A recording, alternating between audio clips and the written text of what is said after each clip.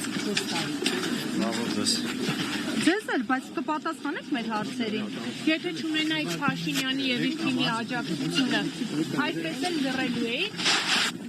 Ո՞րն ասատրեն երբ եք Հովանավան հաստատելու։ Հիմա կարողանում եք ձեր հոգեվոր եղբայրների աչքերին նայել, կամ դատական նիստի ընթացքում չկարողացաք այդպես էլ թեմի առաջնորդին նայել, խնդրի խայթեք զգում։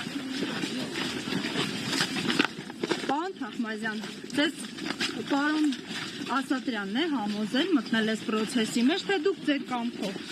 Պարոն Ասատրյան, ձեզ են դատական հայտ ներկայացրել։ Պարոն Ասատրյան, ձեր անվտանգության աշխատակիցները ինչից են ձեզ պաշտպանում այս պահին, լրագրողներից։ Մեզ եք պաշտպանում։ Այո։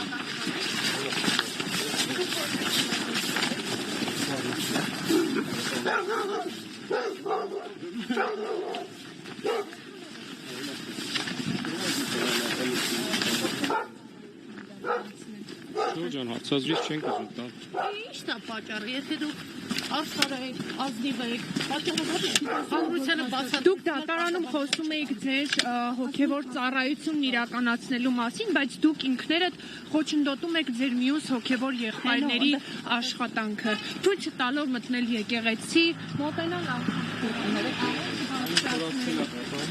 Չէ, բայց դա նորմալ է, երբ դուք բողոքում եք ձեր իրավունքներից, բայց դուք ինքներդ եք։ Հարգելի հետևողներ, այստեղ ինչպես տեսակ ոստիկանության ուղեկցողներ եւս միացան անվտանգության աշխատակիցներին եւ նրանք փաստորեն ոստիկանների ուղեկցությամբ են շարունակում իրենց ճանապարհը